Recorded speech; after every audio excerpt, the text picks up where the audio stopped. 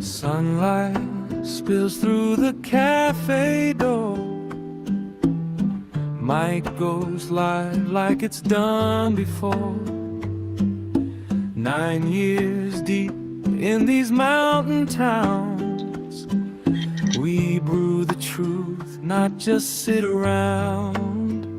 I came for a visit and stayed for the view, but the soul of this place, it just pulls you through.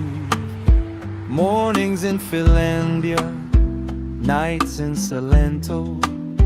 Life don't move fast, but man, it's full tempo. This ain't a pitch, it's real as it gets. From lost bags to love and bureaucratic regrets. No script here, just the sound of real lives told live every week under Colombian skies. It's coffee time lived from the heart of Quindío, where the screen fades out and the real stories flow from expats who landed and locals who guide. We laugh, we vent, we cry, we ride. It's not about views, it's about the vibe. Just raw conversation, live and alive.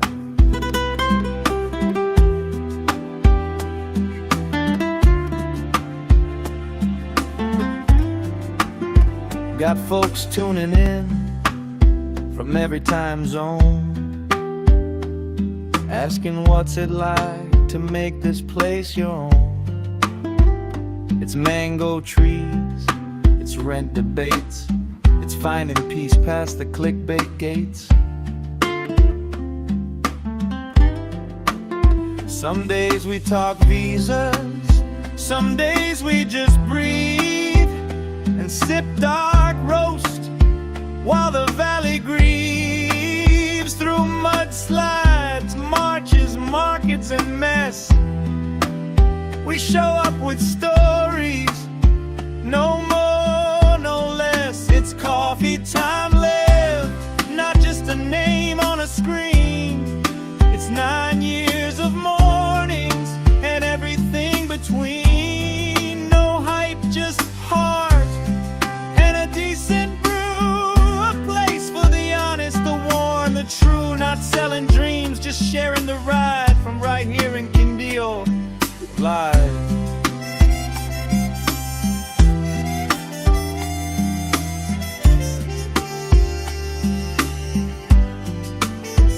And if you've ever felt a little lost or wide awake at dawn, this show was made for you to lean on. We're not tourists here, we belong, we build in mountain towns where the air stands still. So bring your mug, your doubts, your days. We'll light them up in soft cafe rays. It's not a podcast, it's a porch-like glow. It's home and a headline, a yes and a no. It's coffee time live. Come as you are, from my table in Colombia to wherever you are.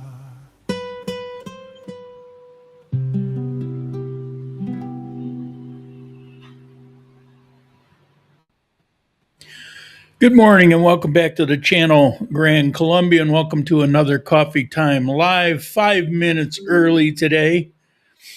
I don't know. I'm losing all sense of time and days, and it's all turned into a blur.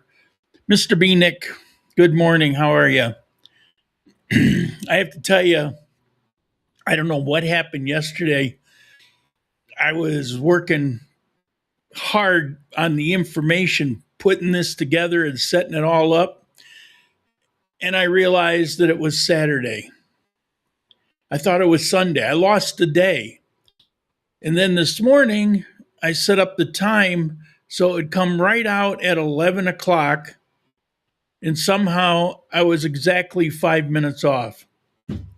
I don't know. Anyway, how is everybody today? Doing good, I hope. Peso, nothing's really changed. Temperature hasn't really changed. I do want to point out the middle, you have those little arrows. It's a wind direction. If you notice, the wind all goes in one direction, and then in the afternoon, it reverses. It's an interesting thing that happens here. Good morning from Vancouver. How are you doing? So I thought I would mention it. These are things that, you get used to. You don't really think about them. And then I was pulling up the weather. I saw that and I go, I don't know if I've ever really mentioned it. So there you go. Yeah, started early. People are coming in. So, sorry about that, people. Yeah. Chad, good morning. How are you? I'll get it out of the way quick. Little bit on my health, but it's good news. If you remember when I had cancer, I heard the doctors and the nurse outside the door talking about how I just had months to live. And that's how I found out. And it turned out, I'm 12 years, 13, 12, over 12 years later. And yeah, that was a lot of 6 months that I've gone through. So turned out was incorrect. And last year, my last heart checkup, basically the doctor said to the nurse in Spanish that because only half my heart's working, I had months to go. Didn't say it to me. Thought I didn't understand. I understood. I probed questions. And first he, positive, everything's got to be positive. And then he said, yeah, well, that's the way these things go, but not necessarily. Well, here's the thing. My female doctor, Dr. Luz, the one that I tell you guys about for years now, there's a new medicine. I mentioned this last week. There's a new medicine now available from the U.S. in Colombia. I guess it just became available in the U.S. And it's able to swap out one of the medications that I have to have, but it's given me complications for a very long time. And it's been working really well. And I feel really good. I don't care what the doctor said. I feel like I'm definitely on the upswing. One thing about heart issues, I think you can feel it. I think you can kind of tell. So when they say something and it kind of matches the way you're feeling, it's no surprise, but it doesn't anymore. I'm feeling so much better. And when I say better, I mean energy. And I don't even know how to explain it. Life essence. I don't know how to explain it, but it's working for me and I'm very happy about it. And so that's good news. I got a message saying, is it changed outside? Because I don't show the camera in the morning like I used to. So here we go again. Standing on my balcony. New building going up there.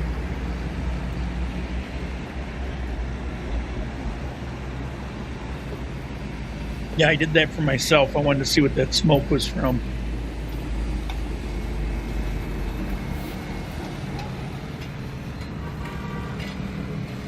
Way back in the distance there, out of sight, is the volcano. It's a few layers up.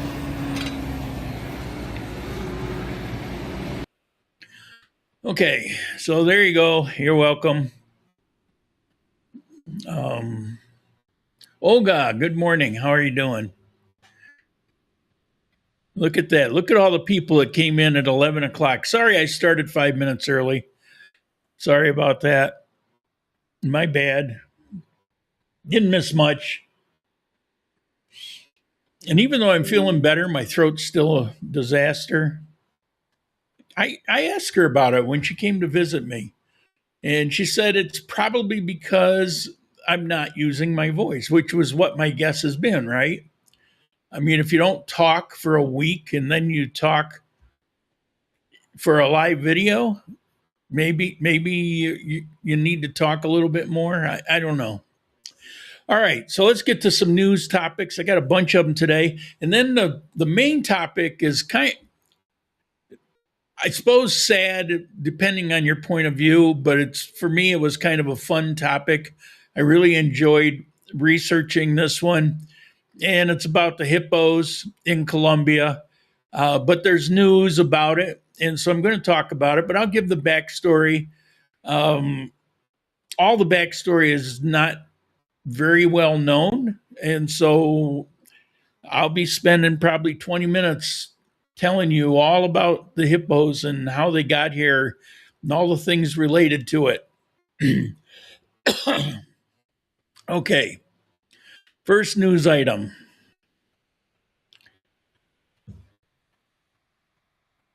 There's basically this tactical force. It's GOAs. It's basically it's special forces. It's a Colombian special forces. And there's 12 of them that have been called into Quindío to operate independently as a security force to root out whatever is going on, whatever the spike is that occurred in crime this year. So they've called in special forces. I don't know how they're going to operate. They're not really saying, but there are 12 of them. They get these clandestine assignments in various places in the country. It's concerning what's been going on. I mean, I'm completely safe where I am, and so it's not like that.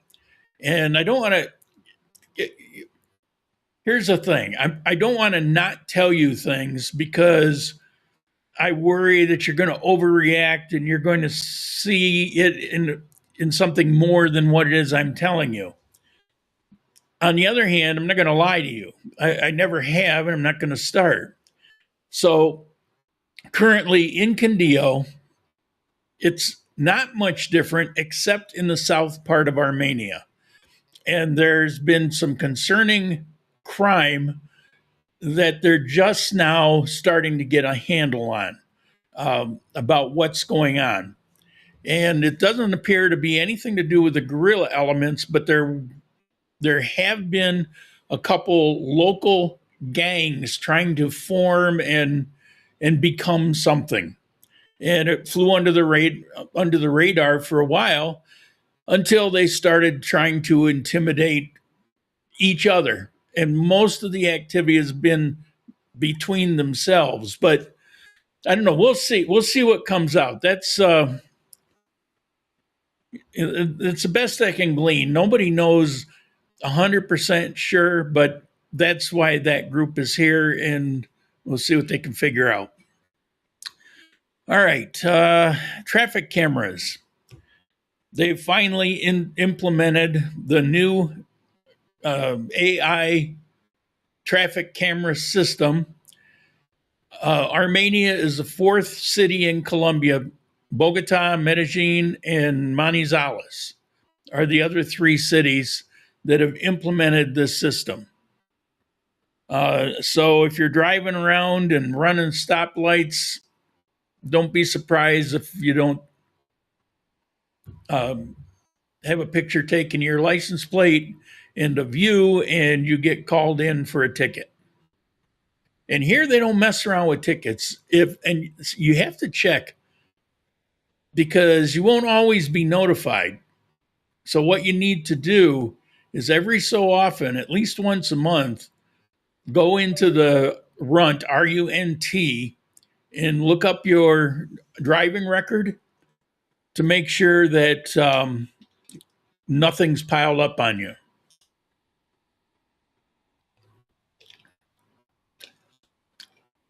Sorry about that. Okay. This kind of hit home. Whoop. Don't want there. Let's see if I can make that a little bigger. There we go. All right. What this is about, on 19 and around, you've got a ton of construction going on. And people are avoiding going over to that part of the city. Of course, why wouldn't you, right? Except what's happening is merchants, there's businesses in that part of the city that are going bankrupt. This happened when I lived in Ecuador, in Cuenca, and they were putting that Tranvia fiasco in that took twice as long to finish as what was ever planned. They had to redo all the bad concrete and all kinds of things from corruption. There were businesses left and right going out of business, going bankrupt. And it's not that bad here. Nice thing about here is construction work moves really fast as compared to what I'm used to coming back from New York or North Carolina and from Ecuador. It moves fast. However, they're going to be tied up in construction for a good part of this year. And there's a number of businesses that are complaining to the mayor that they're on the verge of bankruptcy. And I don't know. This is one of those things that, ultimately it's going to be better for everybody, but you've got businesses that are paying the price in the meantime. And I don't know if anything can be done about it, but I just thought I'd bring that up. This is not good. There is a lot of people that feel that we are causing gentrification and we are the reason the rents have been going up and that they're struggling financially. Well, here's the truth. I mean, it's like you got to have somebody to blame, and hopefully cooler heads will prevail. There's a lot of people upset about this, but there's also an awful lot of people that are aware of what's going on.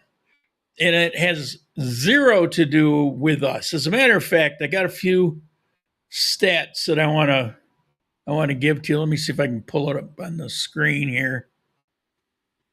I don't know if you could see that. Total population of Quindío, the department, the state, 566,000. The percent of foreign-born people living in Quindío is about 4.5%. This is as of 2024. I checked with AI and it came up with some stuff that didn't sound right. And then I saw that it was from 2022.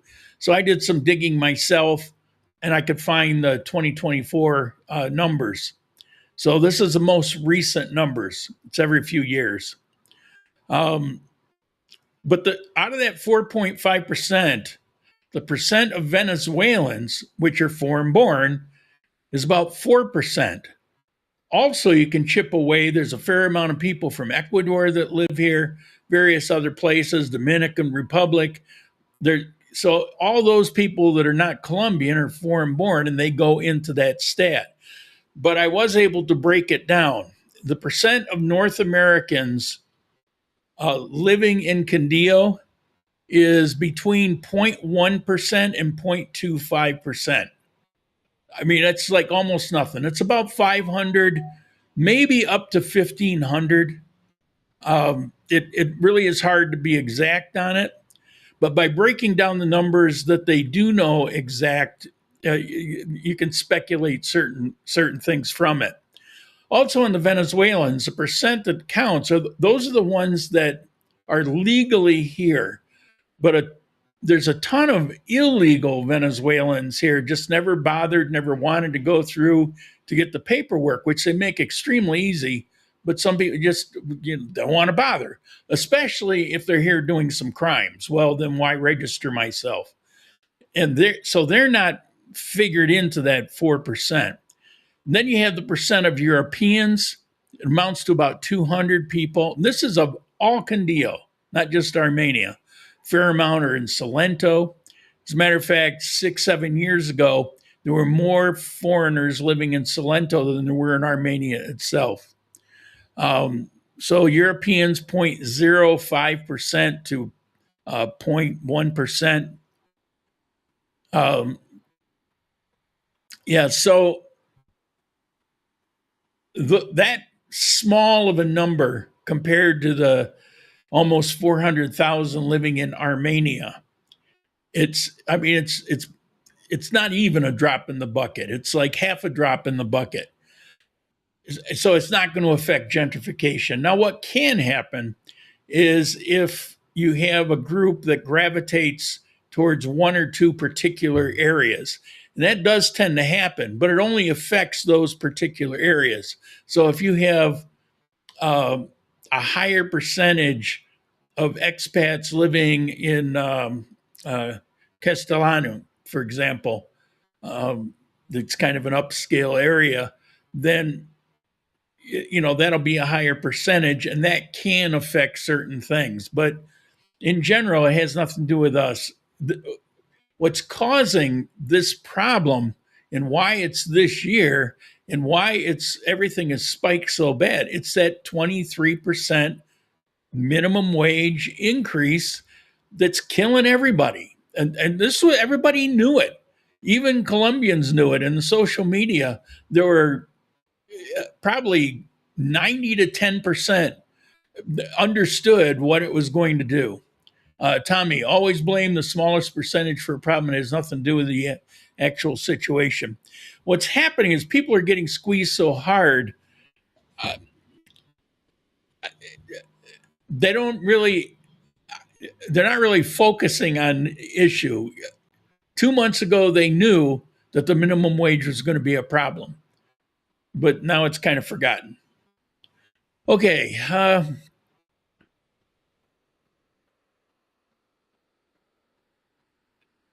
Homeless population in Armenia, numbers rise to over 1,000. Gaps persist and new care proposals emerge.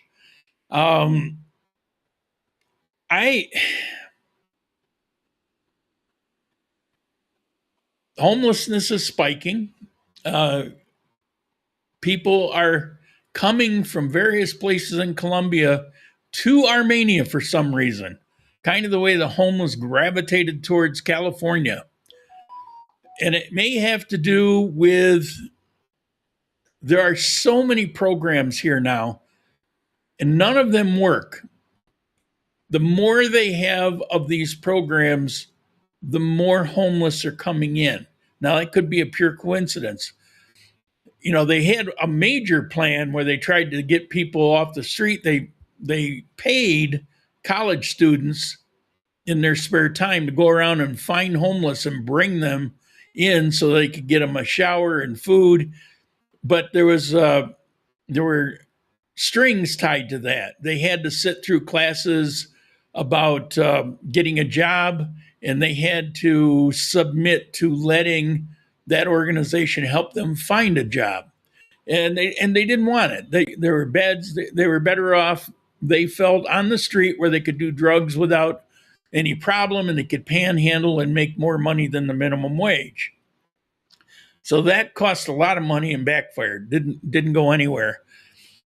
You also have programs that don't go that far. You can simply go get a shower, get some food, maybe a bed for the night, and then go back out and hit the street, thinking if we get them up, cleaned up, and give them some clothes, if their clothes are torn up, they'll want to go out and do something, except it's not working. All that's happening is making it more convenient. Now, it's not that I want to sound heartless, but the truth of it is, it's not that hard to get off the streets.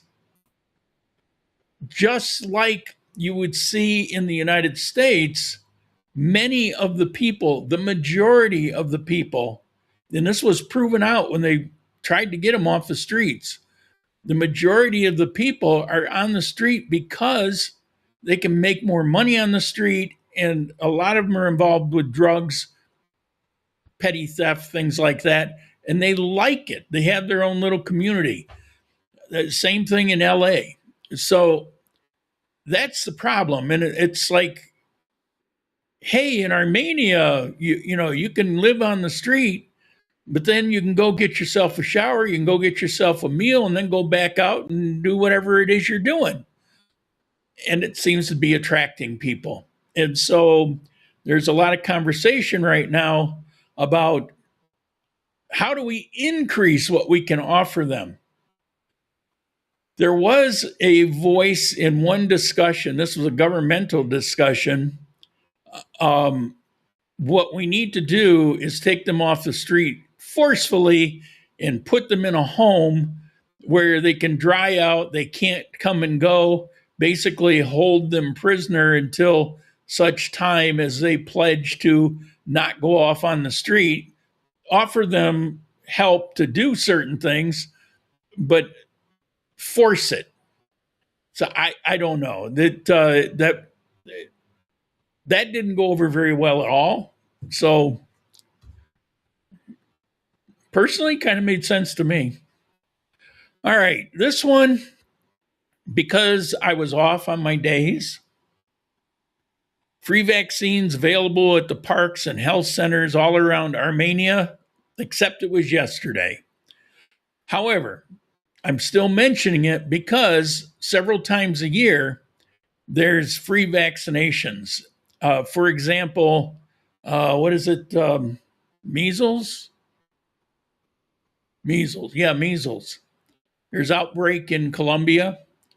I grew up where that was a mandatory thing. Plus, if you're going the military, you get another one, and it's good for life.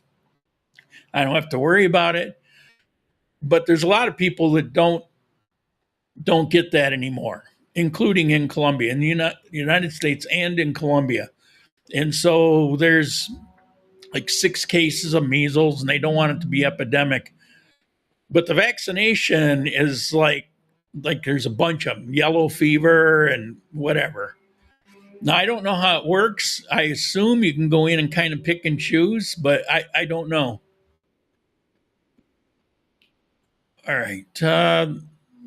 This is kind of cool. Also late, although it is today, Parque de la Vida. There's a coffee fair going on, but it's for a month. Now, this one is it's food and different coffees, and there's all kinds of coffee processors, farms, a lot of food carts and things like that. So at Parque de la Vida ends today. However, there's something in Pereira this week, and then on the first, what is it? Hold on. The 1st, 2nd, and 3rd of May, here, well, it's not actually in Armenia, but it's down near the airport, LA Den, back where that barbecue contest went, that park area. What is it? Park Soledad, Parque Soledad. Here, let me see if I can call that up. Here we go. Okay, right there. You can see that, right? Nope. There we go. Right here. This goes down to the airport. Let me kind of blow this up. Here's the airport. Here we go up into south of Armenia. So you drive down here and you get right to here. There's a little walk across there's all kinds of events that take place here. These are houses that are rented, but it's also a park. There's a lot of stuff that happens. It's got a drive-in security gate thing. Let's see if there's any pictures of it. Bowling alley. Anyway. So first, second, third should be interesting.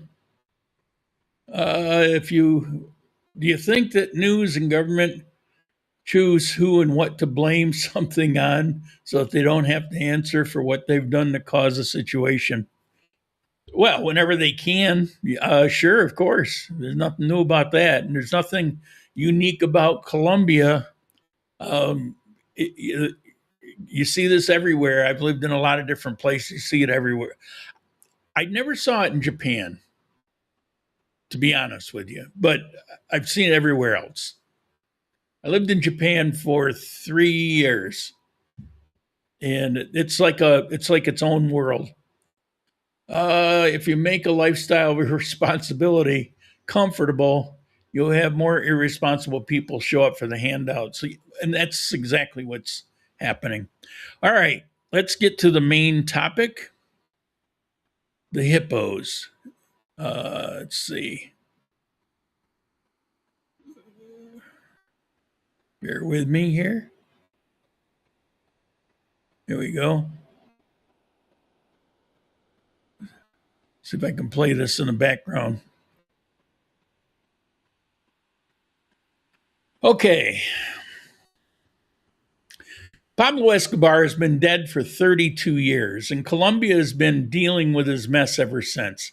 As a matter of fact, there's kind of an unwritten rule: you don't mention that name, and I just broke it. The bodies, the corruption, the mythology, the Netflix series, most of that, the country has kind of worked its way through. As a matter of fact, even tried to capitalize on it in Medellin. Is that, didn't know if that's still working. There's one problem that nobody saw coming, and it's currently floating in the Magdalena River. It weighs 3 tons. And last week, the Colombian government finally decided to start shooting them. Now, I'm going to tell you the full story about what they call the cocaine hippos. And I promise you, by the end of this, you're going to have a hard time believing it actually happened. I'm distracted by the hippos. Let's start at the beginning. It was early 1980s when Escobar was at the absolute peak of his power. He was running approximately 80% of the world's cocaine trade. He had so much money, he was burying it in the ground and losing track of it. He reportedly wrote off 10% of his cash reserves every year, just due to spoilage and moisture and rats. When you have that kind of money and you want to show the world who you are, you build something. And what Escobar built was called Hacienda Napoles. Let me show you.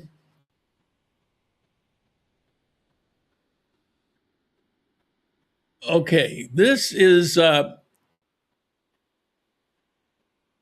in the kind of third of the way to the right, and a little ways down is Medellin.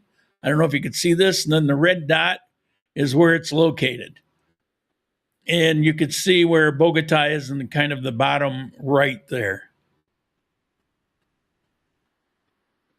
And here, kind of honing in, there's Medellin. There it is with the arrow. And this is a compound. So there's a red dot. That's basically where people live. There's currently a pretty good parking lot there. Halfway up to the right, where those little markers are, that's become a theme park. And then if you go up there, that big complex, there's an F1 track, a go-kart track. There's all kinds of stuff there, which I'll be talking about. It was a private estate about 100 miles outside of Medellin, right in the Magdalena River Valley. 7,000 acres. A Spanish colonial mansion in a Formula One racetrack, his own private bullfighting ring. And I showed you the go-kart track. All around the property was life-size dinosaur statues. And at the front gate above it, there's mounted a small plane. It was a replica of the Piper Cub he used to fly his first cocaine shipment into the United States. Apparently, he was very proud of that. And he was also building a zoo. The zoo was massive. Escobar smuggled in animals the same way he smuggled everything else, on his own planes, to his own airstrip, unloaded in the dark while someone kept the control tower quiet, and gone before anyone official showed up. Giraffes, elephants, flamingos, kangaroos, rhinoceros, he had all kinds of things. And 4 hippopotamuses, 1 male and 3 female. They were imported in from Africa and almost certainly the only privately owned hippos in South America. Now, the Colombian environmental authorities, a department called Indirena, were not completely blind to what was happening at Hacienda Nápoles. They knew exotic animals were being smuggled. They conducted raids. In 1981, they accused Escobar of smuggling 85 animals at once. In 1983, they fined him and ordered the animals to be auctioned. It gets cute. Escobar was annoyed. His son later wrote about it in a book, how his father complained that the state persecuted the animals of the zoo. During one of those raids, Indirena's officials confiscated 12 zebras that were headed to the hacienda. They took them into custody and stored them in a secure building in Bogota. Escobar was not going to accept losing 12 zebras. What he did next is documented in his son's memoir and confirmed by multiple sources. He sent his men to a farm. They bought 12 donkeys, gray ones, and then they painted them all over black and white, vertical stripes from head to tail. Then they bribed the security guard at the facility where the real zebras were being held. The guard let them in, the donkeys went in, the zebras came out. But by the time the authorities sorted out what had happened, the real zebras were back at Hacienda Nápoles. Escobar reportedly did the same thing when they confiscated his exotic birds. He replaced them with chickens, geese, and ducks. He was running 80% of the world's cocaine, and he was out there personally recovering his zoo animals with painted donkeys. I had to check and double check because that was a story I read on probably the third article as I was looking this up, and I didn't believe it. I don't know why I didn't believe it, but I didn't believe it. On December 2nd, 1993, Colombian police cornered Escobar on a rooftop in Medellin and shot him. The immediate question became, what do we do with Hacienda Nápoles? Well, the government seized it. Officials began the process of relocating animals to zoos all around Colombia and South America. The elephants, the giraffes, the rhinos, they all found homes. I don't know if you can hear that. I don't know what that was. It just went by, hella noisy. Anyway, so most of the animals were moved. Then they got to the hippos. Now, these hippos are not very cooperative animals, and they weigh between 3,000 and 9,000 pounds. They can run at 20 miles an hour for a short burst. In Africa, they kill more people every year than almost any other animal. Moving one requires cranes, specialized cages, a team of veterinarians, and a facility equipped to receive them. Nobody wanted to pay for that. Nobody wanted to spend the money on it. The Colombian government, which had about 100 other things happening at the time, they made a decision. They left the hippos where they were. They assumed the animals would probably just die on their own. Well, they didn't die. Pardon me.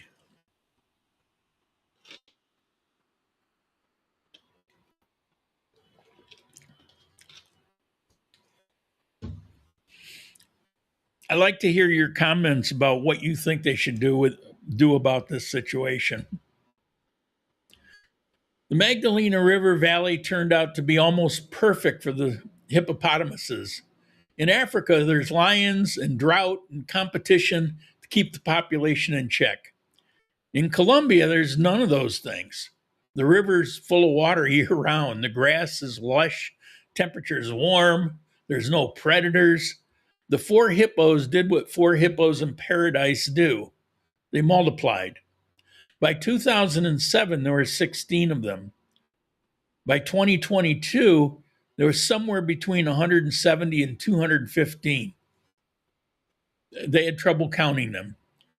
But Colombia is now the home to the largest population of wild hippopotamuses in the world outside of Africa. It got there because drug lords' own government collapsed, his personal government, and nobody felt like dealing with the zoo. At this point, you might be thinking, well, hippos are pretty cool, right? Here's what they're actually doing in the Magdalena. A hippo produces enormous amounts of poo. In Africa, there are specific microorganisms that process that waste efficiently in the river ecosystem. In Colombia, those microorganisms don't exist. What's happening is the waste is depleting the oxygen in the water. That's killing the fish. It's killing plants. It's steadily suffocating sections of the river, and the local communities have fished that area for generations. The hippos compete directly with manatees, river otters, the capybaras. All those things live there. They compete for food and territory. I don't know if compete, I probably should have used a different word. They dominate. They're the largest thing in the ecosystem, and they were never supposed to be part of it. And there's nothing there to stop them. They wander out of the water and cross highways. They walk through villages. A teacher near the old hacienda told reporters that when her students leave class some days, the hippos are just there on the road staring at them. A farm worker near the estate was attacked a few years ago. The hippo picked him up and threw him. He said afterwards it felt like he was being played with like a ball. He spent a month in the hospital with a broken leg, broken collarbone, and broken ribs. Colombia has been trying to solve this for years. In 2009, the government authorized a hunter to kill one hippo. The hippo's name was Pepe. A photograph of Pepe's body circulated on social media. The national outrage was immediate and severe. Anything animal has complete support by the Colombian population. The program stopped at one kill. They tried sterilization. Each procedure, that Pepe thing, there was actually a documentary, a movie about that. Sorry. Got nose itch. So the sterilization. Each procedure costs $17,000. It requires 6 veterinarians and takes 5 hours to do it. They castrated about a dozen animals, but the population kept growing. They tried contraceptive darts. It's a vaccine that requires 3 doses in order to work. Getting 3 doses into a wild hippo in a river, they couldn't make a dent with it. It wasn't working. They tried to find other countries to take some of the animals. The Colombian government reached out to 7 countries: India, Mexico, Philippines, Ecuador, Peru, South Africa, and Chile. Every single one declined. Now, India came closest. The Ambani family, the wealthiest family in Asia, operates a private animal sanctuary called Vantara. They offered to take the hippos and cover the cost, except the Indian government stepped in and would not approve the permits. Oh, that movie, it's 2024. So 2 years ago is when that movie came out. And I haven't seen it, but I read about it, and it says it's from the point of view of the hippo. And it won a whole bunch of film festival awards. So basically, the only hippo ever shot to try to solve this is now a sympathetic film protagonist to remind people. Anyway, on April 13th of this year, just days ago, the Colombian government announced it was done. We've had enough of this. The Ministry of Environment approved euthanasia for 80 hippos, chemical or by gunshot. About $2 million US is budgeted for it, and they plan to begin the second half of this year. As you can imagine, animal rights advocates are immediately calling it cruel. A senator named Andrea Padilla wrote on social media, "In Colombia, killing has become a custom." Scientists pointed out that without intervention, the population hits 1,000 animals by 2040, if not sooner. At that point, you're talking about ecological damage that no amount of money can reverse. That river will be gone. A local fisherman named Alvaro Diaz, who makes his living charging tourists to see the hippos from his boat, he's against it, of course. He quoted, "We've learned how to cohabit with the hippopotamus. We can read their body language. We know when they're angry and want to be left alone. Besides, they were born here. They're Colombians too now." Well, it's true. I mean, they are Colombian now, which is part of why it makes it so complicated. Now, the hippos didn't ask to be here, but they're the legacy of a man who had so much money and so little accountability that he built an African safari in a river valley in Antioquia and then got shot on a rooftop. Somebody else had to figure out what to do with these animals. Because the original 4 hippos have been breeding in an isolated population for 40 years with no new genetic material, they are now deeply inbred. Now, that's the official claim, and it's backed up by a paper. But I tried to find specifics. What specifically is physically wrong with them?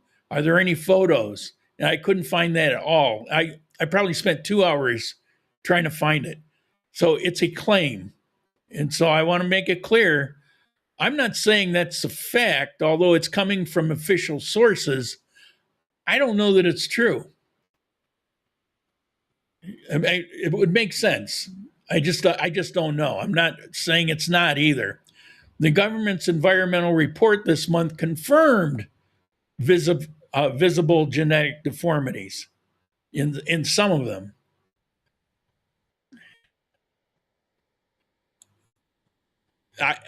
I couldn't find, outside of them saying it, I couldn't find a record. I don't understand. You would think that they took photos, right? The original Cessna that flew Escobar's first cocaine shipment to the United States is still mounted above the entrance to the Hacienda Nápoles. It's now a theme park, and they painted the plane with zebra stripes. Very fitting. This is, I don't know. There's a lot of things about this that make it an actual Colombian story. Like, it couldn't happen anywhere else. And the end result, well, we don't know the end result, but where they are right now, it could only be in Colombia, because objectively you could look at this and say they're a disaster and we better get on top of it now. Except you've got the whole country saying no. Uh, this absurdity has just been going on for 30 years. And the country's arguing currently about what to do about it. Someone's finally made a decision, but nobody wants to follow through on it.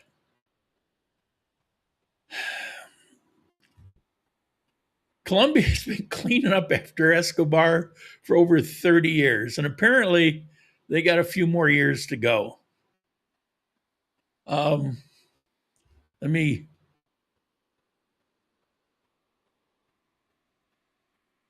What do we have here?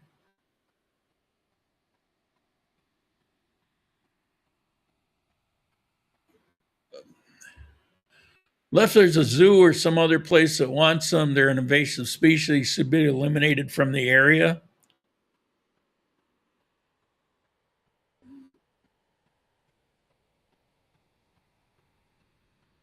I see a movie opportunity, Too Many Hippos, a new comedy starring Jim Carrey, Amy Poehler. Yeah, it could be. It could be. So what do you think about the hippos? I mean, I'm really curious to. Let me get rid of that. Get some of these things off the screen here. As I was going through and looking all this stuff up, all I could think is our point of view. I say our as though it's going to be all of us. Is your point of view different than the people of Colombia? Because the people of Colombia, it's like the vast majority, 80%. I don't know, but judging by every other social media article about animals, it's probably 80% or better. They want to leave them alone. They just want to let it go. And we'll deal with we'll spend a ton of money trying to clean the river up, apparently. What do you think should happen? I don't know. Anyway, that's a story. There was a couple points in there where I was having trouble not laughing. I think it's quite humorous. I love the painted donkeys, and it's like as I'm finding things, no, that can't be true. And then you find out, no, that's exactly what happened. I'm with Colombians, let them be. But what are you going to do about the river? The river is the big problem. What do you do about the river? Is there a possibility you're going to spend millions of dollars to get rid of them? Is there a possibility you can create an artificial waterway with an artificial lake, get them out of the river somehow, lure them into that area, barrier off the river so they can't easily get to it? I mean, it's really expensive, but several millions of dollars, US dollars, goes a long way. And maybe isolate them to their kind of habitat, but save the river. I don't know. That was my middle ground, and it may be just absurd. Or you just in New York, what happens every so often, every few years, the deer population goes crazy. And it makes it difficult just driving down the road. I'm from upstate New York. And it's a disaster because they just jump out at you. So many car accidents, it's ridiculous. They end up starving to death. They end up going into areas, populations they normally wouldn't go because they're desperate for food in the wintertime. And so what they do is for the hunters, they'll extend the season. And instead of shooting 1 or 2 or 3, depending on the situation, they can go out and shoot themselves 10 and basically cull the herd that way. That's and they have a pretty good handle unless they're slow in issuing those permits. But if they're on top of it, it works out pretty well. So what do? You let, contrary to popular opinion, people in Colombia do have guns legally. There's just a process you have to go through. Farmers in particular, they get a special, it's easier for them. So you let the farmers go in, but are they going to have guns that are capable of actually killing a hippo? I mean, they have themselves a shotgun, maybe that just kind of bounces off the hide. I don't know. I don't know what happens. All right, well, that's my hippo story today. Guess nobody wants to tell me except Owen. Thank you. I'm trying to get people to tell me what they want to do about this, but I have many, many, many silent observers that kind of sit in the shade and don't say a word.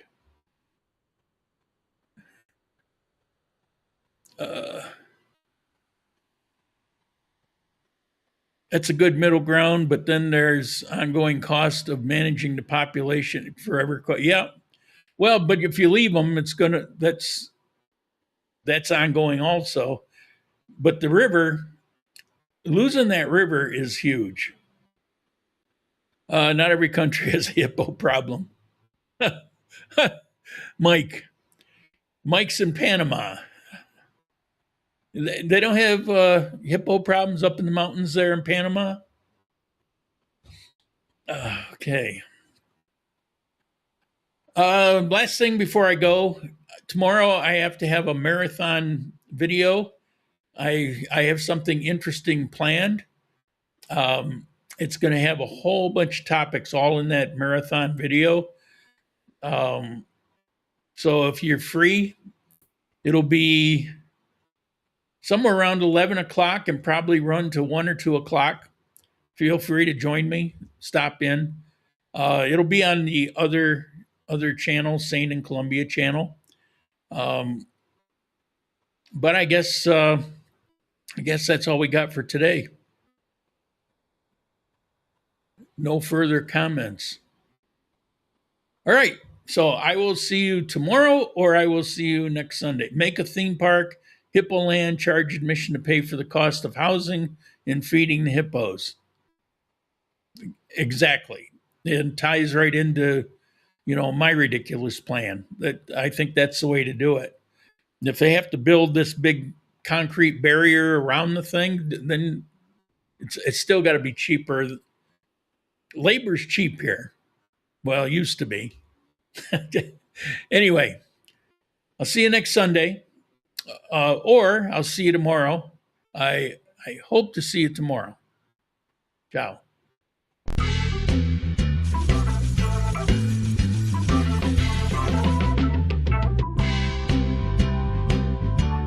Bye.